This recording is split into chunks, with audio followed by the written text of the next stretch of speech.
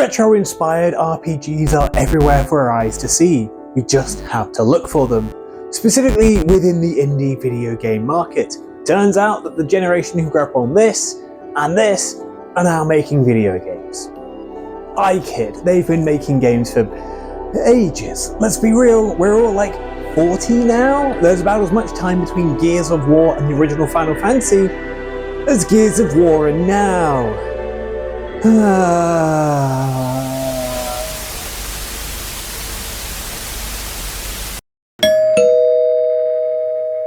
Now, just over a year ago, I reviewed Sea of Stars, another retro-inspired RPG, but everywhere I looked, I saw comments all talking about another game, Chained Echoes. So, after like a while, let's take a look at Chained Echoes.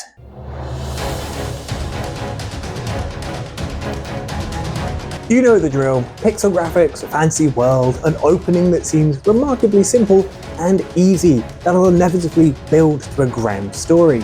Leave the house, that's easy, I do that all the time in real life.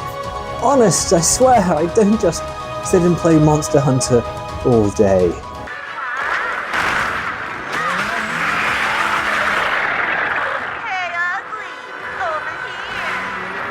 Just kidding, this game opens in the middle of a war. At least this means we never have to go outside. Oh god, it's founders. Yes, we start out with Glenn, a young pilot who finds himself cutting through a battlefield all to reach the mysterious weapon housed within the fortress. Oh. This is why you never go outside. But time moves on, an endless war comes to an end, and we're introduced to our ensemble cast, piece by piece. Victor pursues the local festival, taking part in the festivities and games, such as logic puzzles and turtle racing.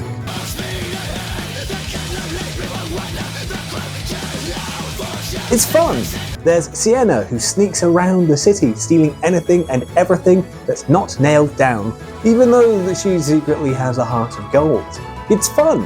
And then Lynn and Rob, who carry out their guard duties to investigate some suspicious activity. Oh my god, Rob, you just stabbed a man! Oh god, there's blood everywhere! Yes, well, okay, the charming pixel graphics do sometimes give way to the crushing reality of blood. But this is a fun highlight of one of Chained Echoes' strengths. It's surprisingly dark. Did I say fun? I meant blood. The opening wall scroll of text about a war that never ends, and also the literal nuke that closes out the prologue, aren't just cute set dressing. This is a game that talks about war and blood. Unfortunately, the festivities come to a close early. Not due to some unfortunate social faux pas on your end. No, you've been nothing but a consummate socialite when you've needed to be, but instead because a hellish nightmare demon crashes through the ceiling and starts killing everyone. I hate it when that happens. During the mayhem, various parties of various countries try and use this to their advantage, either straight up killing people they don't like, or using it as a means of cementing religious doctrine, and that piece that was within everyone's fingers slips away like so many lives. But Glenn and the gang know the truth. They need to get across continent to try and put a stop to smouldering embers growing into terrible flames once more. It's fun. But one doesn't simply just teleport to the other side of the continent, because we've not unlocked the fast travel point yet. So, like any good quest, it means we need to walk. Now, the idea of an open world game has changed massively in the last 38 years? What started out as an overworld with key points acting as dungeons and towns turned into large sprawling maps and fields, absolutely littered with useless garbage that no one really cares about. I'm told that this version is better and not just boring filler. But in Chained Echoes, exploring the world is interesting and fun and engaging.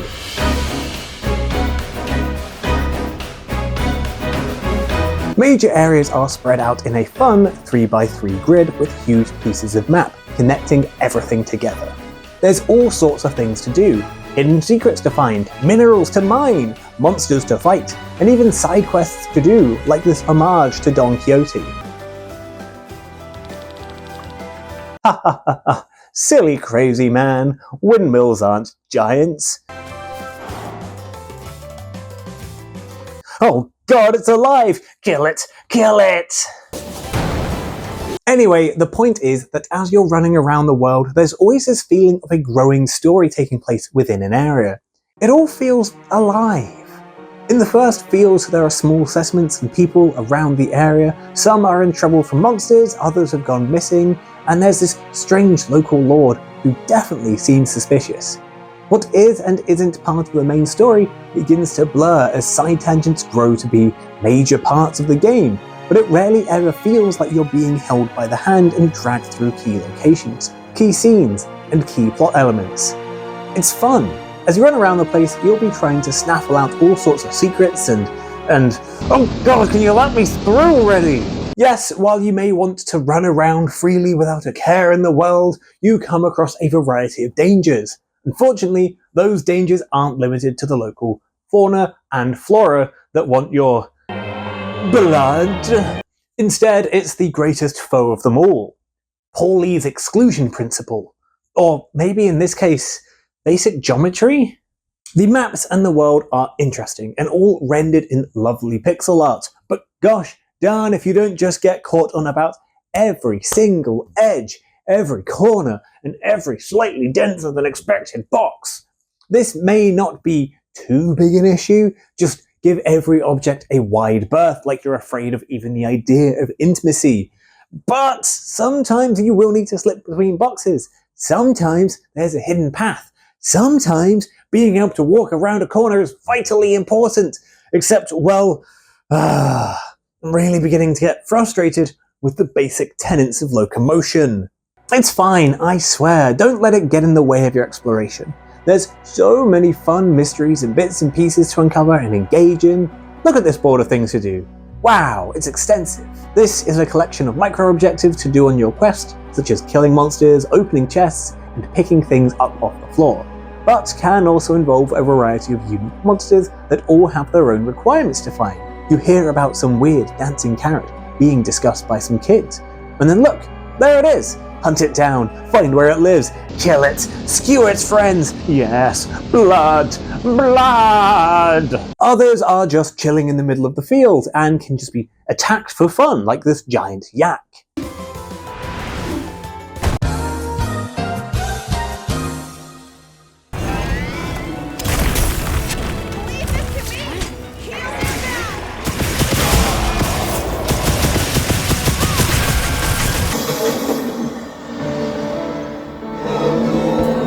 Monster Hunter. It's good.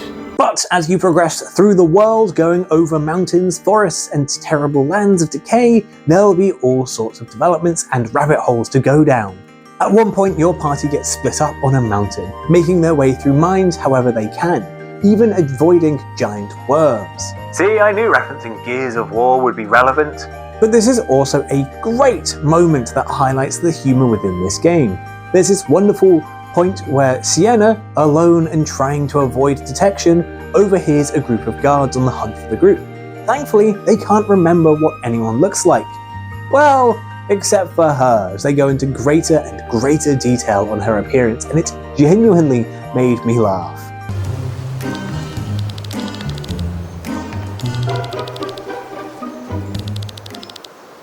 It's bits like this and the growing global conspiracy of war that really makes things feel like Final Fantasy IX.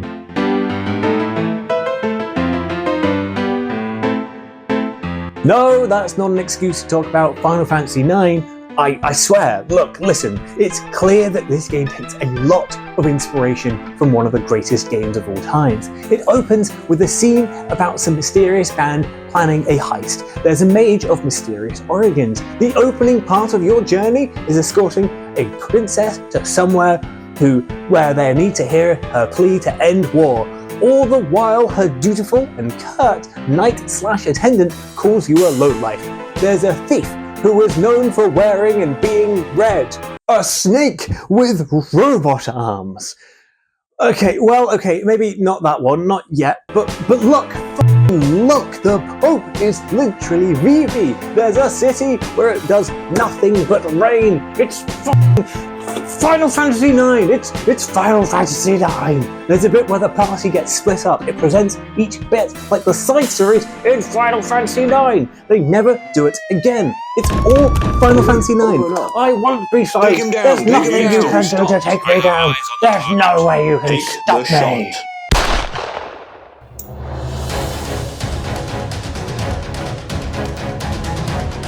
I've not talked about the combat yet, so let's do that. It's turn-based. You and the foes wait in line to enact violence on one another, all according to this little meter along the top here. It's great as it means you can do a little bit of planning in who to kill first.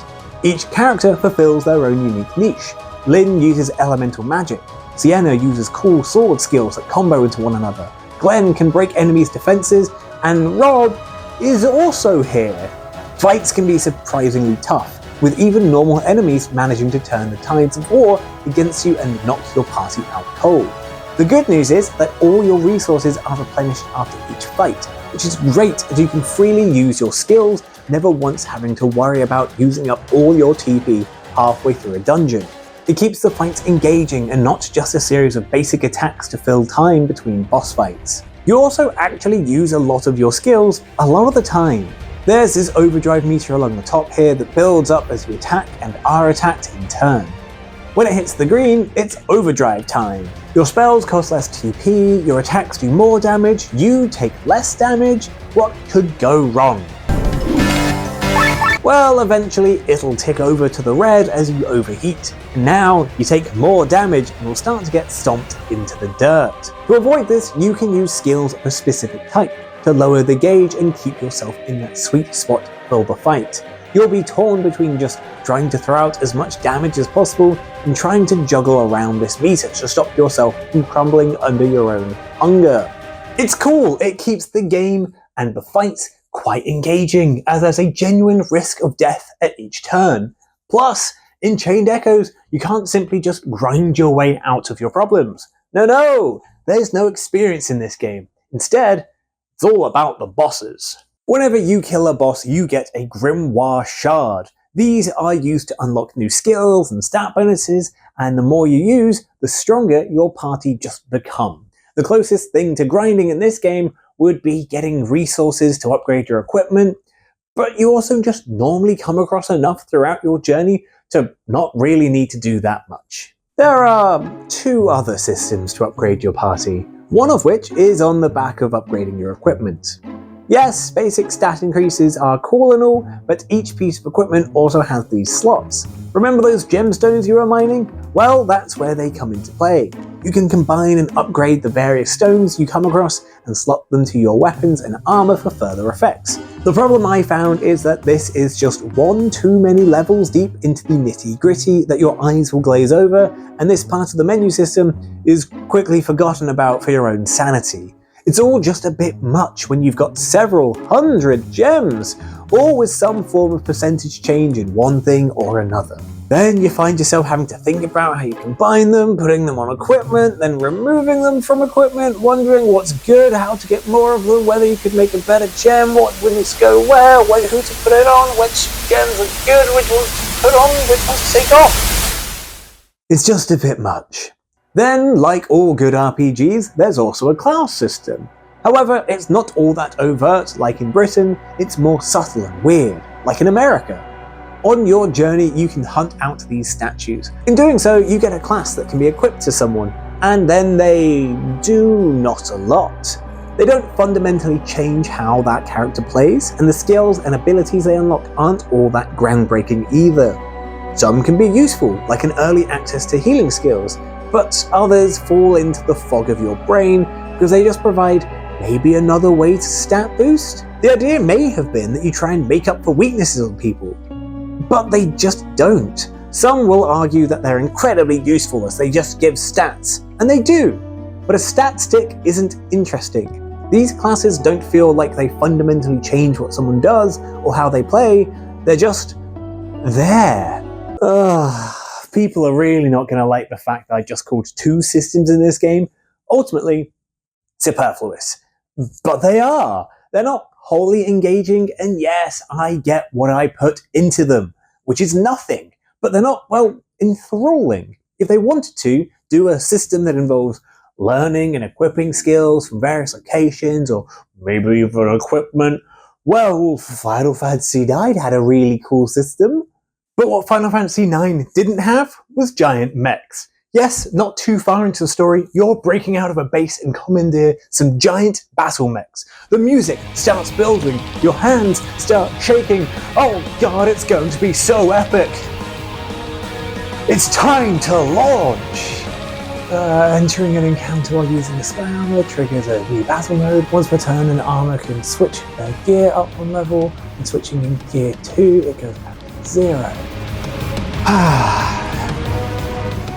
The overdrive bar functions differently. The cursor starts in the middle. There is no overdrive area, but instead 2 overheats. Gear 1 moves the cursor to the right, gear 2 moves the cursor to the left. The skills available in battle depend on the weapon type chosen. Every weapon type comes with its own set of 4 skills.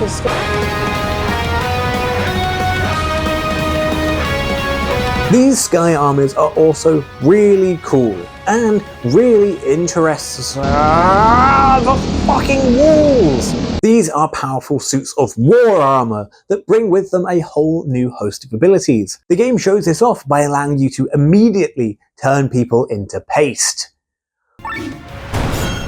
Oh god! While the large Sky Armors are more geared towards fighting large foes, and therefore making the whole battle seem normal size by comparison, it still remains interesting with this push and pull tug of war in the overdrive.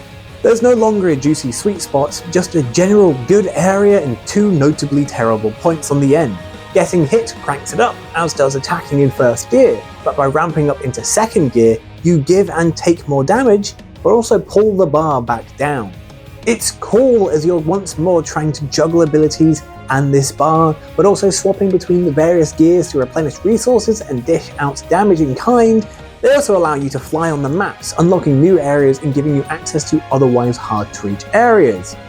This all helps to grow the world. It expands constantly, always feeling larger, and like there's new avenues to find. You eventually get an airship, which feels a little redundant given you can teleport everywhere, but this also coincides with establishing your own crew, so you scour the world for members to build up your base. A lot of these are a little redundant, but they're fun little characters and stories that all add to the sense of a living world.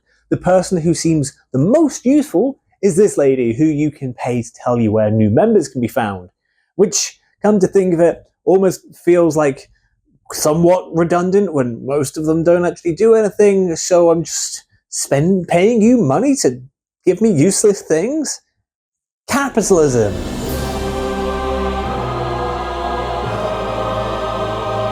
But you'll also recruit new members to the team, like a person who unlocks skills by eating foes.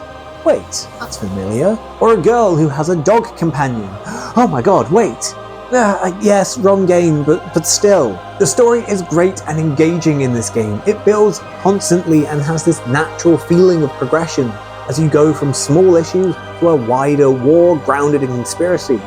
Almost like Final Fantasy IX, how about that? It handles a variety of mature themes and it just feels like a mature story that explores ideas of violence and war, the perpetual cycle of cruelty that takes hold of a land that has known nothing but war for so long. Characters all go to great lengths to see their ideals come to pass, with this sense of obsession permeating through the game as it grows more... Oh wait, is that a female knight with a metal eye patch? It's literally Beatrix, oh my god.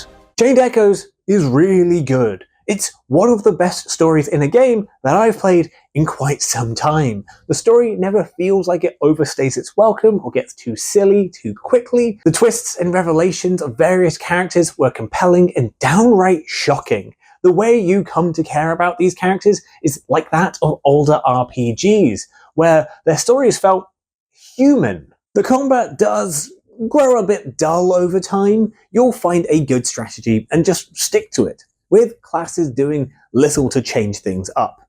Also, the pixel art and presentation can swing between being really cool to quite flat. Character portraits are unchanging, and it can almost ruin some scenes when, well, there's little sense of animation.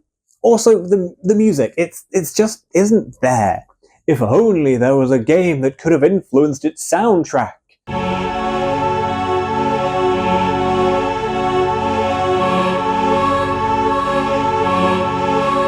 Perfect.